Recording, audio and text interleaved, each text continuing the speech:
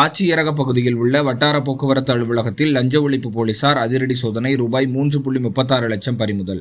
சிவகங்கை மாவட்டம் சிவகங்கை மாவட்ட ஆட்சித்தலைவர் அலுவலக வளாகத்தில் செயல்பட்டு வரும் வட்டார போக்குவரத்து அலுவலகத்தில் லஞ்ச ஒழிப்பு போலீசாருக்கு கிடைத்த ரகசிய தகவலின் அடிப்படையில் அதிரடி சோதனை மேற்கொண்டதில் கணக்கில் வராத ரூபாய் 3.36 லட்சம் பணத்தை லஞ்ச ஒழிப்பு போலீசார் பறிமுதல் செய்துள்ளனர்.